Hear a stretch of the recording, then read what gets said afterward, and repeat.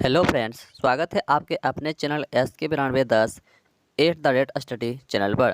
आज जो हम फिर से बिहार पुलिस कांस्टेबल 2023 के लिए रिवीजन क्लास नंबर 2 यानी कि सीरीज नंबर 2 जो है हम लेकर आ चुके हैं। इससे पहले जो है रिवीजन क्लास का सीरीज नंबर 1 जो है हो चुका है। यदि वो वाला प्रैक्टिस सेट नहीं देखे हैं तो वीडियो के डिस्क्रिप्शन में टेलीग्राम तथा व्हाट्सएप ग्रुप का लिंक दिया गया है, वहाँ से जुड़कर आप जो है पिछले रिवीजन सेट को लगा सकते हैं। तो वो ये किरण पब्लिकेशन बुक का रिवीजन होने वाला है और डेली एक साथ मतलब जो है ना, डेली एक सेट जो है रिवीजन क्लास यानी कि 9 बजे रात में होता है, जिसमें टारगेट रखा गया है 24 सितंबर और 1, 5, 7 अक्टूबर के लिए। ठीक है, तो चलिए बिना देरी करते हुए प्रश्न को स्टार्ट करते हैं। और यदि चैनल पर नए आए हैं तो चैनल को सब्सक्राइब करके भी बेल आइकन को प्रेस कर लेना है, ताकि बिहार पुलिस के रिलेटेड कोई भी अपडेट होगा सबसे पहले जो है आप तक पहुंच जाएगा।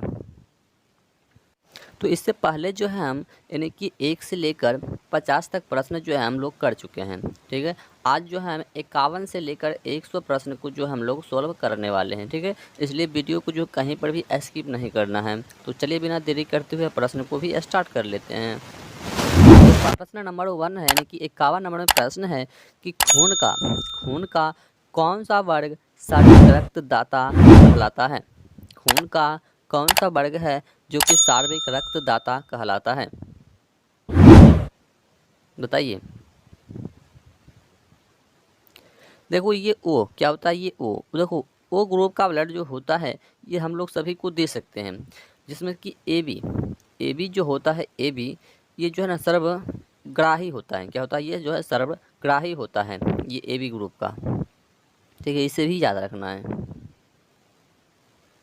चलिए नेक्स्ट प्रश्न है कि निम्नलिखित में से कौन सा लिंग संबंधी रोग है। निम्नलिखित में से ऐसा कौन सा है जो लिंग संबंधी रोग है। देखो ये वर्णधाता क्या हो जाएगा, ये वर्णधाता हो जाएगा, यानी कि ऑप्शन नंबर ए जो है बिल्कुल सही जवाब हो जाएगा, वर्णधाता। देखो ये क्या है, एक प्रकार का लिंग संबंधी रोग है।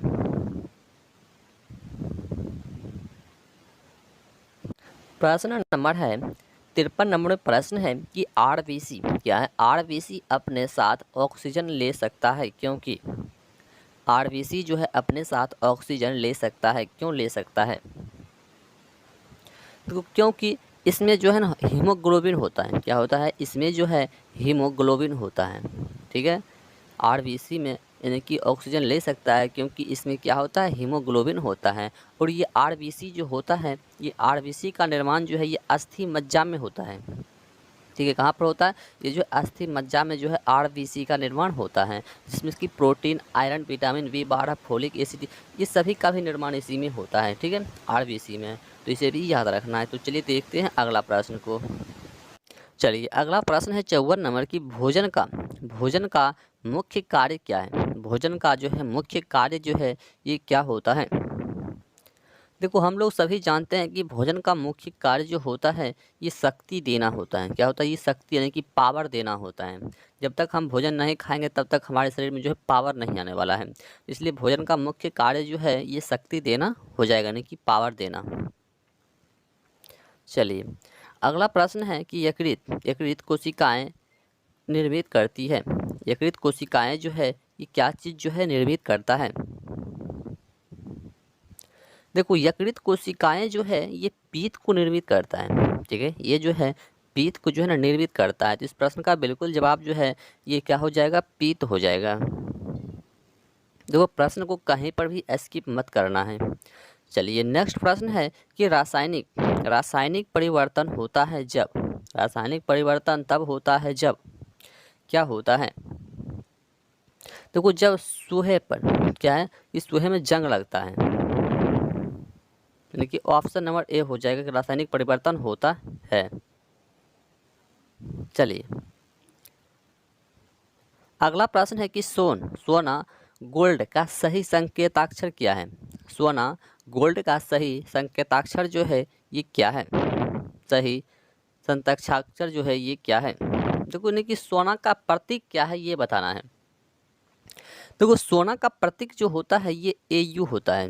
क्या होता है, ये जो है AU होता है। सोना का सही प्रतीक जो है ये AU होता है।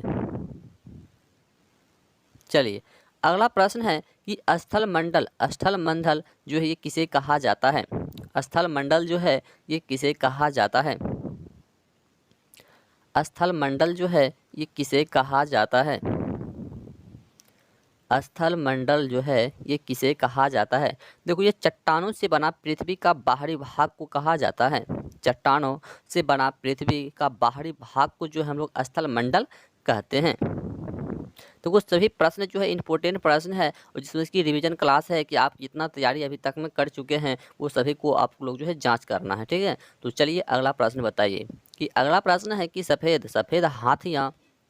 सफ़ेद हाथियों की भूमि किस देश को कहा जाता है? सफ़ेद हाथियों की भूमि जो है ये किस देश को कहा जाता है?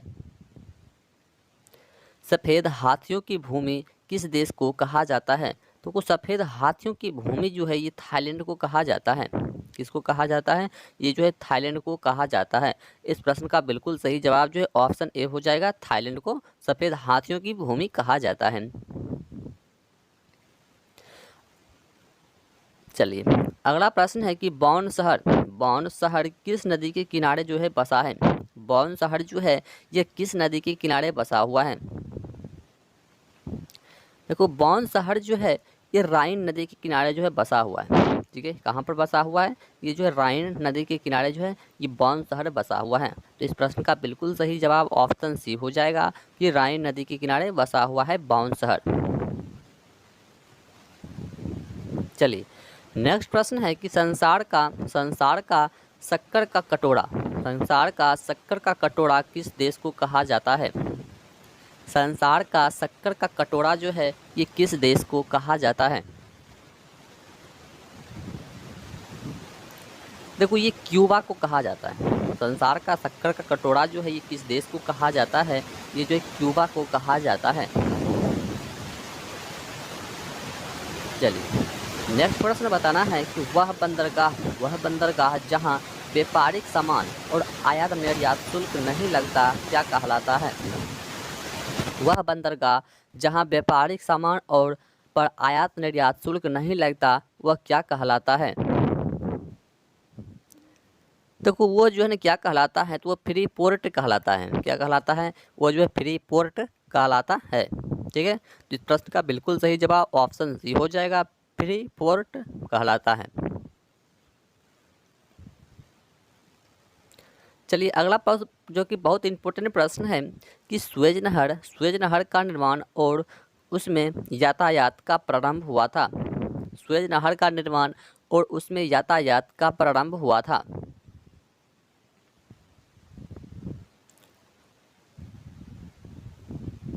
तो स्वेज नहर जो है इसका यातायात का प्रारंभ की बात करें हम तो ये 1869 में हुआ था। कब हुआ था? ये जो 1869 ईस्वी में हुआ था। लेकिन इसका निर्माण की हम बात कर ले तो इसका निर्माण जो ये 1854 में ही हो गया था, ठीक है। इसका निर्माण जो है 1854 में ही हो गया था और इसका निर्माण जो है एक फ्रांसीसी इंजीनियर, कौन था? एक फ्रांसीसी इंजीनियर ने, यानी कि फर्दिनंद, क्या नाम था उसका? फर्दिनंद नाम था, उसी ने जो कि किया था। और हम बात करें कि स्वेज नहर की कुल लंबाई की हम बात कर ले तो इसकी कुल लंबाई जो 168 किलोमीटर, ठीक है। और इसकी गहराई जो है ये 16.15 मीटर है, ठीक है।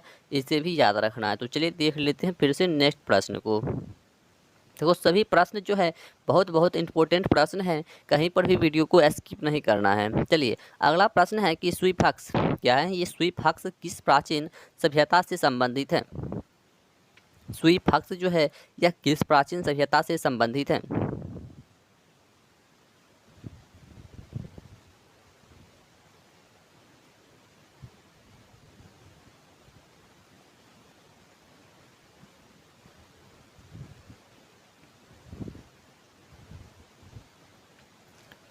देखो यह जो है मिस्र से संबंधित है, ठीक है। यह जो है मिस्र से संबंधित है। स्वीफक्स जो है ये प्राचीन सभ्यता यानी कि मिस्र से संबंधित है। इस प्रश्न का बिल्कुल सही जवाब ऑप्शन बी हो जाएगा, मिस्र। चलिए अगला प्रश्न है कि सुरक्षा परिषद की सदस्य संख्या कितनी है? सुरक्षा परिषद की सदस्य की संख्या जो है ये कितनी है?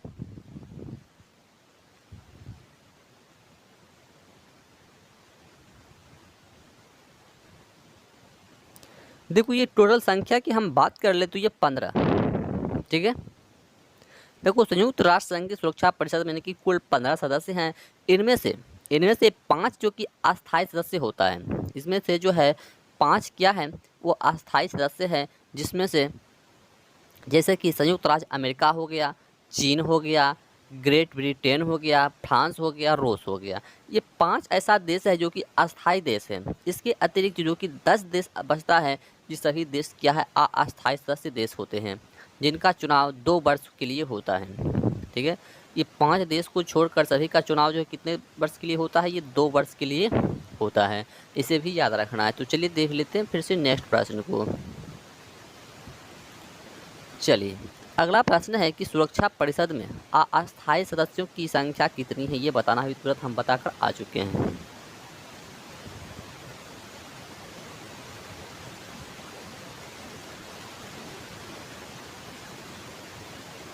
देखो क्या बोल रहा है कि सुरक्षा परिषद में अस्थायी सदस्यों की संख्या कितनी है, ये जो है 10 है, ठीक है। कितना है, ये 10 है, और जिसका चुनाव जो है मात्र ये 2 वर्ष के लिए होता है, इसे भी याद रखना है, ठीक है। कितने वर्ष के लिए होता है, ये 2 वर्ष के लिए होता है। और अस्थायी सदस्य की संख्या की बात कर ले तो यहाँ 5 होती है, ठीक है, इसे भी याद रखना है। चलिए अगला प्रश्न है कि डीजल लोकोमोटिव वर्कर्स कहाँ है। डीजल लोकोमोटिव वर्कर्स जो है ये कहाँ पर है, ये कहाँ पर है। देखो ये डीजल लोकोमोटिव वर्कर्स जो है ये वाराणसी में स्थित है, ठीक है। ये कहाँ पर स्थित है, ये जो है वाराणसी में स्थित है। इस प्रश्न का बिल्कुल सही जवाब ऑप्शन ए हो जाएगा, वाराणसी में, जो कि डीजल मतलब क्या है, लोकोमोटिव वर्कर्स ये स्थित है वाराणसी में। चलिए अगला प्रश्न है कि पासवर्ड का प्रयोग किया जाता है, ना कि पासवर्ड का प्रयोग क्यों किया जाता है। तो वो पासवर्ड का प्रयोग जो है ये हम लोग सुरक्षा के रूप में करते हैं, ठीक है। पासवर्ड का प्रयोग जो है ये हम लोग जो है सुरक्षा के रूप में करते हैं। तो इस प्रश्न का बिल्कुल सही जवाब ऑप्शन ए हो जाएगा कि सुरक्षा के रूप में जो हम लोग पासवर्ड का प्रयोग करते हैं। चलिए अगला प्रश्न है कि मेनू बार के अंग है, यानी कि मेनू बार का अंग जो है ये क्या है। मेनू बार का अंग जो है ये क्या है। देखो मेनू बार का अंग जो होता है ये फाइल होता है, एडिट होता है, व्यूज होता है, ये सभी होता है। कहने का मतलब ऑप्शन नंबर डी जो है इस प्रश्न का बिल्कुल सही जवाब हो जाएगा कि मेनू बार के अंग जो है ये फाइल, एडिट, व्यूज, उपयोग तो सभी हो जाएगा। चलिए नेक्स्ट प्रश्न है कि वर्ड की विडो में सबसे मध्य में खाली क्षेत्र को क्या कहते हैं। वर्ड की विडो में सबसे मध्य में खाली क्षेत्र को जो है ये क्या कहा जाता है, ये बताना है। क्या कहा जाता है, उसको देखो टेक्स्ट एरिया कहा जाता है, ठीक है। उसको जो टेक्स्ट एरिया कहा जाता है। इस प्रश्न का बिल्कुल सही जवाब ऑप्शन सी हो जाएगा, टेक्स्ट एरिया, जो कि बीच की खाली स्थान को कहा जाता है। चलिए अगला प्रश्न है कि स्टेटस बार में जानकारी दी जाती है, यानी कि किसकी जानकारी दी जाती है। स्टेटस बार में जो है किसकी जानकारी दी जाती है। देखो स्टेटस बार में जो है ये पेज नंबर की जानकारी दिया जाता है, ठीक है। स्टेटस बार में जो है किसकी जानकारी दिया जाता है, यह जो है पेज नंबर की जानकारी दिया जाता है।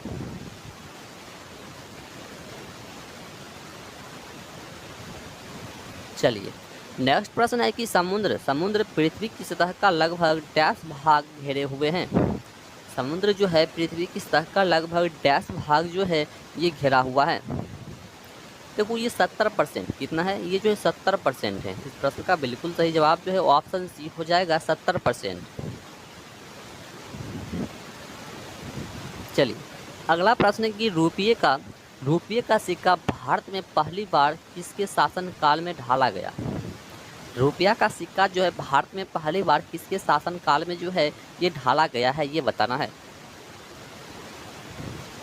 देखो रुपया का सिक्का जो है पहली बार भारत में यानी कि शेरशाह सूरी के शासनकाल में जो है ये ढाला गया है।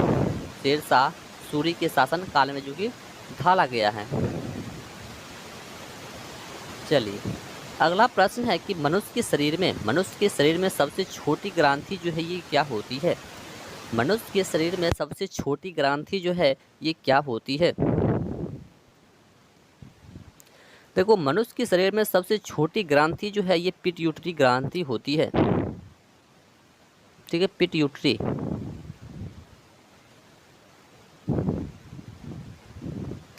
चलिए, अगला प्रश्न है कि लक्षद्वीप की राजधानी इनमें से कौन सी। देखो, राजधानी से एक प्रश्न बिल्कुल पूछता है। लक्षद्वीप की राजधानी जो है इनमें से कौन सी है।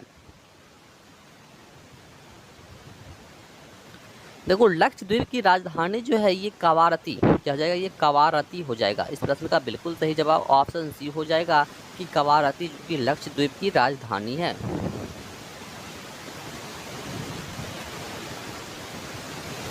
चलिए, अगला प्रश्न है कि फ्रांसीसी क्रांति किस वर्ष शुरू हुई है। फ्रांसीसी क्रांति जो है यह किस वर्ष में शुरू हुआ है। तो ये 1789 में शुरू हुआ है। कब हुआ है ये, 1789 में जो कि शुरू हुआ है। ठीक है, फ्रांसीसी क्रांति जो है ये 1789 में शुरू हुआ था। देखो, फ्रांसीसी क्रांति में नेपोलियन, क्या है, नेपोलियन, जिसको हम लोग स्वयं की सही आर्यों की क्रांति का सिद्ध मतलब जो कि किया था। ठीक है, नेपोलियन इसका जो कि महत्वपूर्ण था उस समय। तो चलिए देखते हैं अगला प्रश्न को। चलिए, अगला प्रश्न है कि निम्नलिखित में से किसने अपनी राजधानी दिल्ली से देवगिरी स्थानांतरित की है, ये बताना है।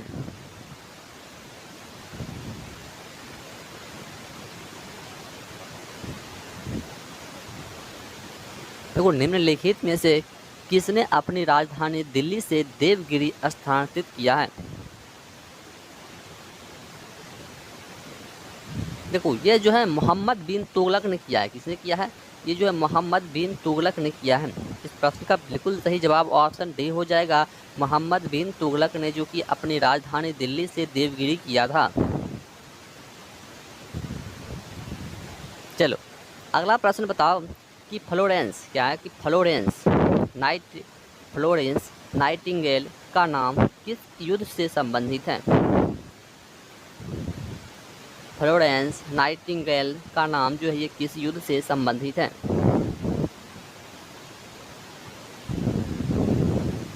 देखो, ये क्रीमियन युद्ध से संबंधित है। किससे संबंधित है, ये क्रीमियन युद्ध से जो है संबंधित है। चलिए, अगला प्रश्न जो कि बहुत इंपॉर्टेंट प्रश्न है कि पानीपत का प्रथम युद्ध, ठीक है, किन के बीच लड़ा गया था। पानीपत का प्रथम युद्ध जो है ये किन के बीच में लड़ा गया है।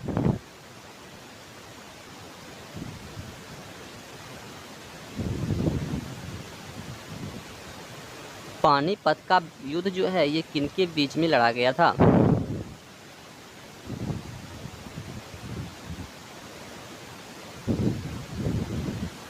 देखो, ये जो है बाबर और इब्राहिम लोदी के बीच में लड़ा गया था।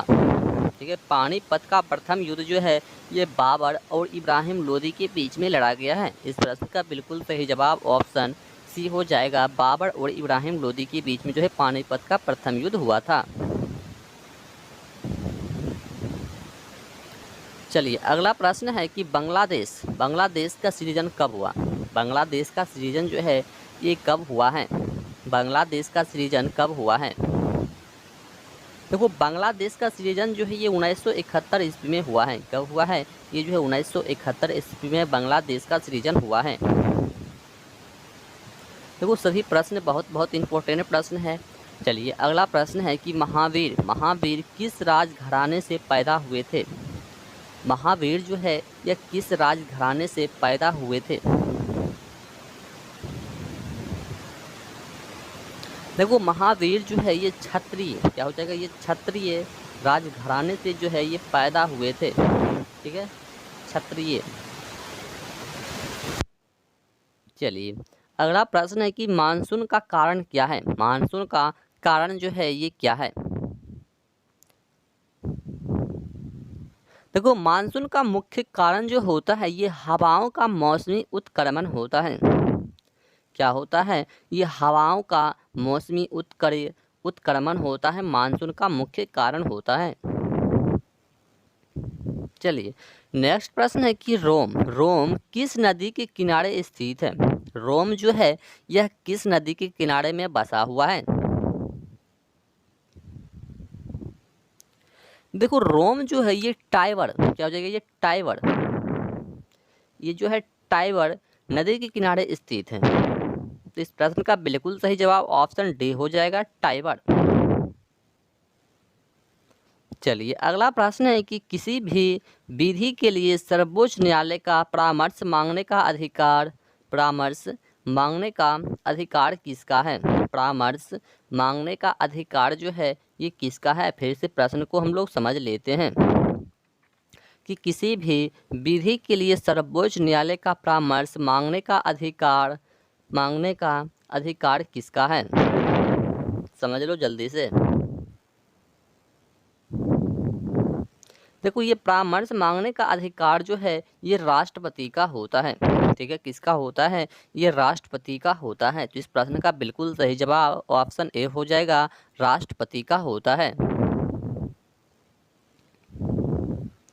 चलिए अगला प्रश्न है कि सहारा मरुस्थल कहाँ स्थित है। सहारा मरुस्थल जो है ये कहाँ पर स्थित है। देखो सहारा मरुस्थल जो है ये कहाँ पर स्थित है, ये जो है उत्तरी अफ्रीका में स्थित है। कहाँ पर स्थित है, ये जो है उत्तरी अफ्रीका में सहारा मरुस्थल स्थित है। तो इस प्रश्न का बिल्कुल सही जवाब ऑप्शन बी हो जाएगा, उत्तरी अफ्रीका में जो है सहारा मरुस्थल स्थित है। चलिए अगला प्रश्न है कि रेड क्रॉस का संस्थापक कौन था।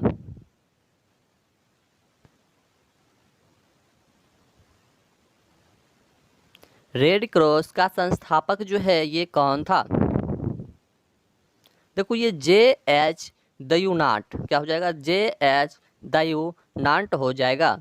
इस प्रश्न का बिल्कुल सही जवाब। चलिए अगला प्रश्न बताना है कि भारत और चीन के बीच की सीमा कहलाती है। भारत और चीन के बीच की सीमा रेखा का नाम क्या है। देखो भारत और चीन के बीच में जो सीमा रेखा है उसका नाम है मैकमोहन रेखा। क्या नाम है, उसका नाम है मैकमोहन रेखा। तो इस प्रश्न का बिल्कुल सही जवाब ऑप्शन ए हो जाएगा, मैकमोहन रेखा। चलिए अगला प्रश्न है कि कम्युनिस्ट, क्या है, कम्युनिस्ट मैनिफेस्टो किसने लिखी है। कम्युनिस्ट मैनिफेस्टो जो है ये किसने लिखा है।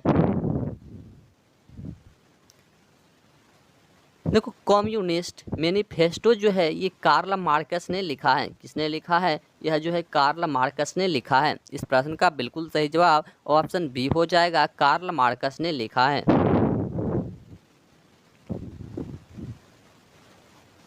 चलिए नेक्स्ट प्रश्न है कि विश्व खाद्य पुरस्कार पाने वाला प्रथम भारतीय कौन था। विश्व खाद्य पुरस्कार जो है ये पाने वाला प्रथम भारतीय जो है ये कौन था। देखो ये प्रथम भारतीय जो है डॉक्टर M.S. स्वामीनाथन। कौन था, डॉक्टर M.S. स्वामीनाथन था। इस प्रश्न का बिल्कुल सही जवाब ऑप्शन बी हो जाएगा, डॉक्टर M.S. स्वामीनाथन।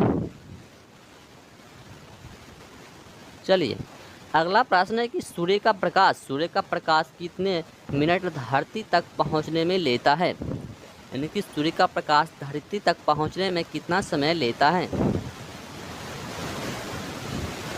देखो ये 7.3 समय लेता है। कितना लेता है, तो ये 90 का प्रश्न का बिल्कुल सही जवाब ऑप्शन ए हो जाएगा। क्या हो जाएगा, ऑप्शन ए हो जाएगा, 8 मिनट 3 सेकेंड लेता है।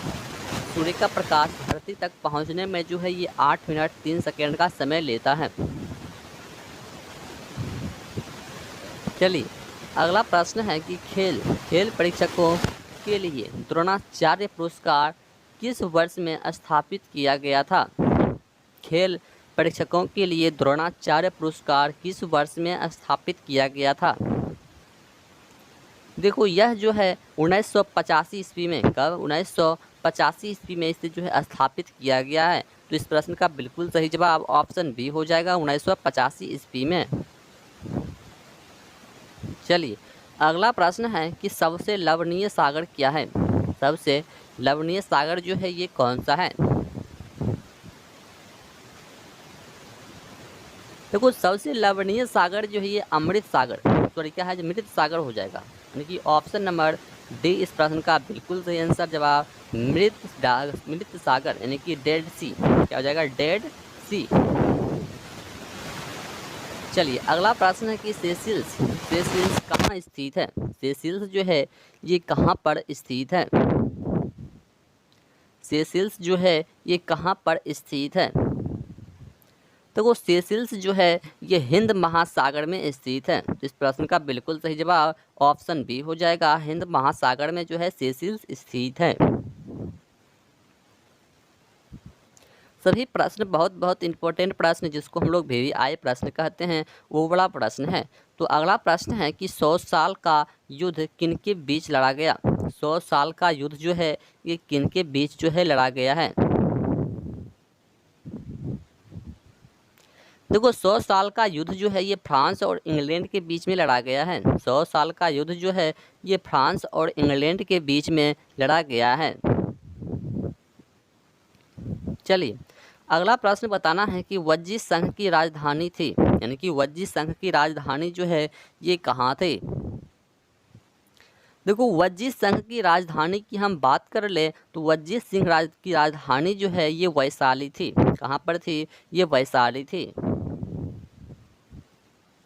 चलिए अगला प्रश्न है कि बिहार के भागों में स्थित कौन सा महाजन पद में गणतंत्र था। बिहार के भागों में स्थित कौन सा महाजन पद में गणतंत्र था। देखो ये मगध हो, सॉरी क्या हो जाएगा, ये यदि हम बात कर लो क्या है 96 नंबर प्रश्न है, यानी कि इसका बिल्कुल सही जवाब जो ऑप्शन बी हो जाएगा, वज्जी। क्या हो जाएगा, ये वज्जी हो जाएगा। महाजन तंत्र में गणतंत्र था, ये वज्जी महाजन तंत्र में क्या था, ये मतलब क्या था एक प्रकार का, तो ये गणतंत्र था। तो इस प्रश्न का बिल्कुल सही जवाब ऑप्शन बी हो जाएगा। चलिए अगला प्रश्न बताना है कि कितना ईसा पूर्व 6ठी शताब्दी में विश्व की प्रथम गणतंत्रात्मक व्यवस्था कहाँ मतलब की थी, कहाँ थी, ये बताना है। व्यवस्था जो है ये कहाँ पर थी। देखो इसकी व्यवस्था जो है वैशाली में था। कहाँ पर था, इसकी व्यवस्था जो है ये वैशाली में था। देखो प्रश्न को कहीं पर भी स्किप मत करना है। तो चलिए देख लेते हैं नेक्स्ट प्रश्न को। अगला प्रश्न है कि बिहार की किस रियासत के राजा ने संग्राम में सक्रिय भाग लिया था। बिहार की किस रियासत के राजा ने संग्राम में सक्रिय भाग लिया था। देखो ये जगदीशपुर में, कहाँ पर, ये जगदीशपुर में जो है लिया था। तो इस प्रश्न का बिल्कुल सही जवाब ऑप्शन बी सी हो जाएगा, जगदीशपुर में सक्रिय भाग लिया था। चलिए अगला प्रश्न जो कि बहुत बहुत इम्पोर्टेंट प्रश्न है कि प्रश्न 99 नंबर प्रश्न है। क्या है प्रश्न है, ये बताना है कि 1857 के विद्रोह ने बिहार के कई नगरों को प्रभावित किया, ठीक है, और बिहार के विभिन्न नगरों में विद्रोह के विस्फोट का सही क्रम निम्नलिखित में से कौन प्रस्तुत करता है, ये बताना है। देखो ये पटना, मुजफ्फरपुर और जगदीशपुर, क्या हो जाएगा, ये पटना, मुजफ्फरपुर और जगदीशपुर इस प्रश्न का बिल्कुल सही जवाब हो जाएगा। देखो बहुत बहुत इंपॉर्टेंट प्रश्न है जिसको हम लोग VVI प्रश्न कहते हैं। चलिए अगला प्रश्न जो कि लास्ट प्रश्न है 100 नंबर में प्रश्न है।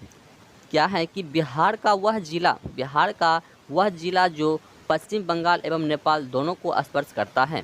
बिहार का वह कौन सा जिला है जो पश्चिम बंगाल और नेपाल दोनों को स्पर्श करता है। बिहार का वह जिला जो है कौन सा है जो नेपाल और पश्चिम बंगाल दोनों को स्पर्श करता है। देखो ये किशनगंज क्या हो जाएगा, ये जो है किशनगंज हो जाएगा। इस प्रश्न का बिल्कुल सही जवाब जो है ऑप्शन नंबर सी हो जाएगा, किशनगंज हो जाएगा। देखो इससे पहले जो हम 1 से 50 तक प्रश्न कर चुके थे, इसलिए आज जो हम 51 नंबर से लेकर 100 प्रश्न को जो हम लोग सोल्व किए हैं। तो इसी तरह का वीडियो यदि आप चाहते हैं हमारे तक सबसे पहले पहुँचे तो चैनल को लाइक एंड सब्सक्राइब करना है और एक छोटा सा प्यारा सा और कमेंट करना है। और चलिए फिर से मिलते हैं नेक्स्ट वीडियो में, तब तक के लिए जय हिंद जय भारत।